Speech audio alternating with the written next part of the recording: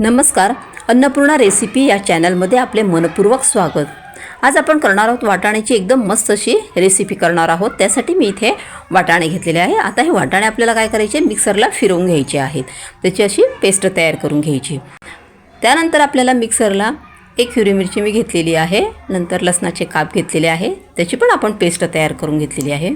त्यानंतर मी इथे थोडासा भात घेतलेला आहे। शिळा भात आपण घेतला तरी चालेल, किंवा ताजा भात असेल आपल्याकडे, फ्रेश भात असेल तरी तोही घेतला तरी चालेल। आता इथे मी शिळा भात घेतलेला आहे। त्यानंतर जे आपण वाटाण्याची पेस्ट तयार केलेली होती ती त्याच्यामध्ये आपल्याला टाकायची आहे। नंतर मिरचीचा जो आपण ठेचा तयार केलेला होता, लसूण मिरची, तर ते पण त्यामध्ये आपल्याला टाकायचं आहे। त्यानंतर या ठिकाणी मी थोडीशी कोथिंबीर घेतलेली आहे। नंतर आपल्याला सर्व मसाले त्याच्यामध्ये टाकायचे आहे। इथे थोडेसे तिखट टाकले, धना पावडर टाकलेले, हळद टाकलेली, मी थोडीशी जिरा पावडर टाकलेली आहे, चवीनुसार मीठ टाकलेलं आहे। त्यानंतर यामध्ये मी थोडीशी तीळ टाकलेली आहे। हे सर्व मिश्रण आपल्याला मिक्स करून घ्यायचं आहे चांगलं। आता हे मिश्रण मिक्स केल्यानंतर आपल्याला गव्हाचं पीठ त्यात थोडं टाकायचं आहे। मी आपल्या पोह्यांचा जो चमचा असतो ते 3 चमचे भरून पीठ घेतलेलं आहे गव्हाचं। जर तुम्हाला हे जास्त सैल वाटत असेल तर तुम्ही अजून थोडेसे गव्हाचे पीठ त्यात टाकू शकता।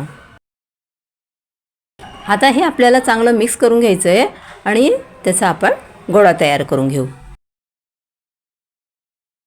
म्हणजे जास्त घट्टही आपल्याला तयार करायचं नाही, जास्त सैल पण आपल्याला तयार करायचं नाही आहे गोळा।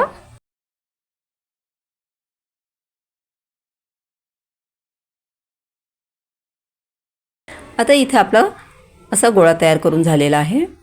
आता याचे आपल्याला असे छोटे छोटे असे लांब लांब गोळे तयार करून घ्यायचे, पण लांब साईजचे करायचे आहेत। तुम्ही मोठे पण असे कुरकुऱ्यांसारखे असे लांब पण तयार करू शकता। मी छोटे छोटेच तयार केलेले आहेत।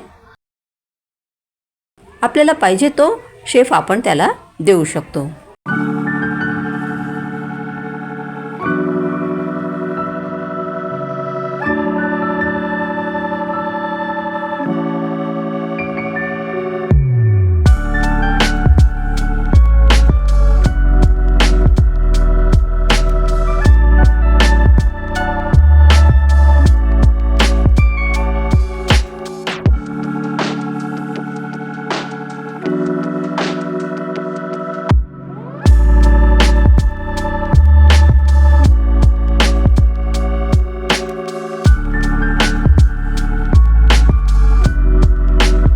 असे आपण थोडेफार तयार करून घेतलेले आहेत। त्यानंतर एका डिशमध्ये मी रवा घेतलेला आहे। आता आपल्याला आपण हे जे तयार केलेले आहे ते फक्त त्याच्यामध्ये आपल्याला डीप करायचे आहे। थोडासा वरवर आपल्याला रवा लावून घ्यायचा आहे आणि ते आपल्याला गरम तेलामध्ये तळून घ्यायचे आहेत।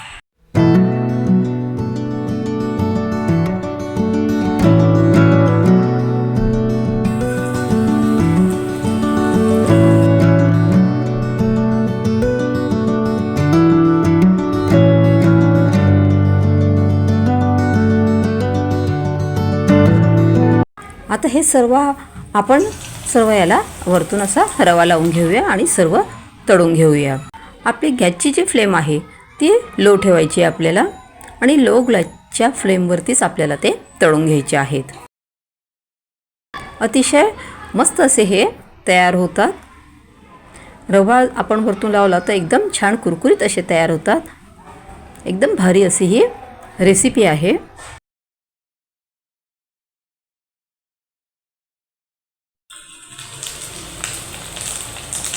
आपले हे रव्याचे तळून झालेले आहेत।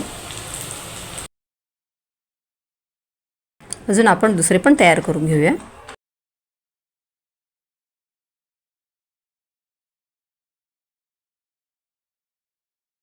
मी तेल कमी टाकले आहे, त्यामुळे मी थोडेफारच त्यात टाकत आहे आणि तळत आहे। तुम्ही जर जास्त तेल टाकलं असेल तर तुम्ही एकाच वेळी जास्त तळू शकता। आता हे दुसरे पण आपण तशाच पद्धतीने तयार करून घेणार आहोत। एकदम झटकीपट होणारी ही रेसिपी आहे। ह्या रेसिपीला जास्त वेळ लागत नाही आणि खाण्याला पण अतिशय चविष्ट अशी आहे। आपण नुसता असा फोडणीचा भात उरलेला भात असेल आणि नुसता फोडणीचा भात करतो त्यापेक्षा अशी रेसिपी करून तयार केली तर खूपच छान लागते आणि मुलंही ह्या आवडीने खातील. मुलांना तुम्ही डब्याला सुद्धा ही रेसिपी तयार करून देऊ शकता. भाताची रेसिपी, भात आणि वाटाणे नाश्त्याला ही रेसिपी अतिशय छान आहे. आता हे मी तयार करून घेतले आहे. याला मी रव्यामध्ये डीप केलेलं नाही, रवा त्याला लावलेला नाही आहे, फक्त असेच मी तळून घेत आहे. म्हणजे 2 पद्धतीचे मी तयार केलेले आहेत. थोडेफार रव्याचे तयार केले आणि थोडे बिना रव्याचे तयार केलेले आहे. अतिशय मस्त असे कुरकुरीत झालेले आहेत. वरतून असे कुरकुरीत असतात आणि मधून एकदम मऊ असे असतात. खूपच भारी लागतात. हे तुम्ही निश्चित करून बघा. आता हे साधे आहेत, म्हणजे याला रवा वगैरे लावलेला नाही आहे. आता तुम्ही इथे बघू शकता की एकदम कुरकुरीत असे हे झालेले आहेत आणि मधून जे आहेत ते मऊसूत असे झालेले आहेत. म्हणजे लहान मुलं एकदम मस्त आवडीने ते खाऊ शकतात. त्यांना नाश्त्यासाठी किंवा मुलं शाळेत जात असतील त्यांना डब्यासाठी तुम्ही देऊ शकतात. एकदम छान अशी ही रेसिपी आहे.